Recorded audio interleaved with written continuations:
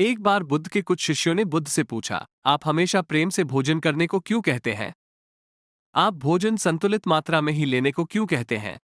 यदि हम उस भोजन को प्रेम से ना खाएं तो क्या वो भोजन नहीं रह जाएगा?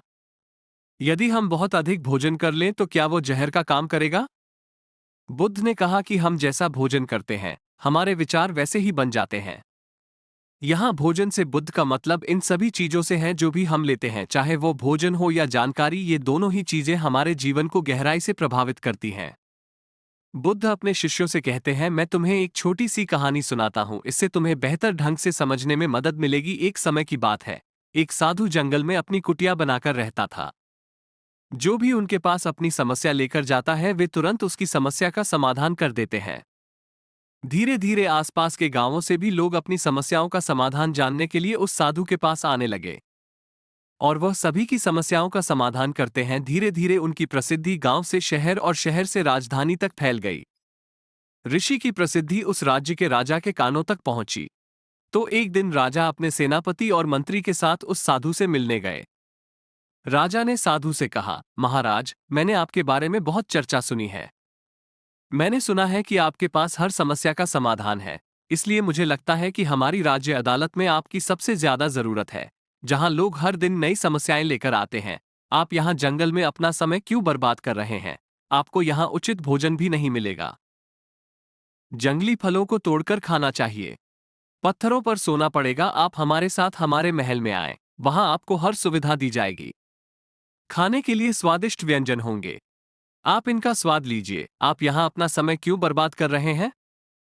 आप हमारे साथ हमारे राजदरबार में बैठिए और राजदरबार की शोभा बढ़ाइए। वह साधु उस राजा को बहुत मना करता है, लेकिन राजा नहीं मानता, उसके चरणों में गिर जाता है और अंत में साधु को अपने साथ महल में ले जाता है और महल में वो राजा अनेक प्रकार के दान देता है उस भिक्षु को सुख सुविधा की।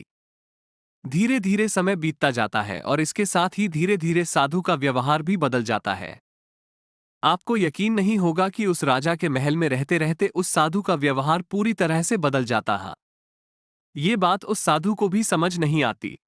फिर उसका स्वभाव इतना क्यों बदल रहा है? फिर अचानक एक दिन मौका पाकर साधु महल से भाग जाता है, लेकिन वह अपने साथ कुछ कीमती सामान लेकर भाग जाता है। इसमें रानी का हार, हीरे जवाहरात और कुछ कीमती पत्थर होते हैं। जब राजा को साधु की चोरी के बारे में पता चलता है, इसलिए वो उसे पकड़ने के लिए उसके पीछे कुछ सैनिक भेजता है। वे साधु को हर जगह ढूंढते हैं, लेकिन वो कहीं नहीं मिलता। साधु जंगल की ओर भागता है और भागते भागते थक जाता है। फिर जंगल के बीच में आकर एक पेड़ के नीचे बैठ जाता है। जैसे ही वो पेड़ के नीचे बैठ जाता है, तभी पेड़ से एक फल टूटकर उस साधु के पास गिरता है। साधु बहुत भूखा था, इसलिए उसने फल खा लिया। वो फल एक औषधि है जो पेट में जाने के बाद उसे बीमार कर देता है। यदि अनावश्यक रूप से दवा ली जाए तो ये शरीर को नुकसान पहुंचा सकता है। वो औषधि उस साधु को बहुत बीमार कर देती है। वह इतना बीमार हो जाता है कि उसकी मृत्यु होने वाली होती है और उसका शरीर लकड़ी की तरह सूख जाता है। अब उस साधु के मन में विचार आया कि मैं उस राजा का धन लेकर क्यों भाग रहा हूं?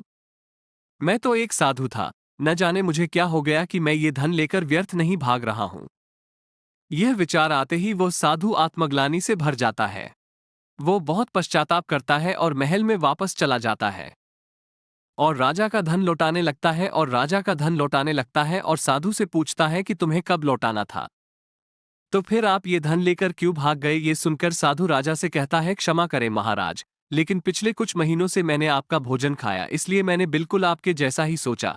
उस पेड़ को शुभकामनाएं जिसने मुझे वह औषधीय फल दिया, उसे खाने से मैं बीमार हो गया और जो कुछ मैंने तुम्हारा खाया वह उस बीमारी में चला गया और तब मुझे एहसास हुआ कि मैं कितना गलत कर रहा था। वह साधु राजा से कहता है कि तुम्हारे पास जो भी धन है वह तुमने मेहनत करके नहीं कमाया है, या तो तुमने इसे चुरा लिया या पुनः प्राप्त कर लिया, इसीलिए इस धन के उपयोग में मेरी बुद्धि भ्रष्ट हो गई थी। कथा समाप्त होने के बाद बुद्ध शिष्यों से कहते हैं, हम जो स्वीकार करते हैं वही हमारा भविष्य तय करता है। इसलिए मैं आपसे कहना चाहता हूं कि किसी भी चीज को स्वीकार करने से पहले ये देख लें कि वो चीज क्या है।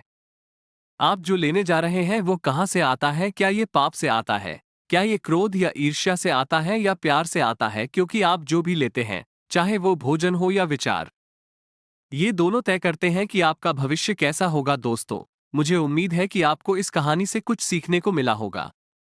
यदि आपको यह वीडियो पसंद आया होगा तो चैनल को जरूर सब्सक्राइब कीजिएगा। धन्यवाद।